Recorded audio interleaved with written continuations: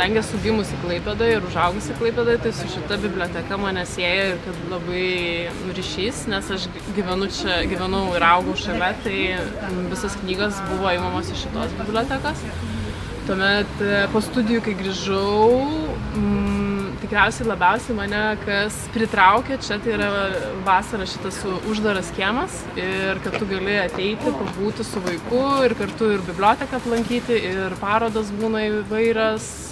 Tiesą sakant, ir mano pačios čia yra buvusi paroda, kas reiškia,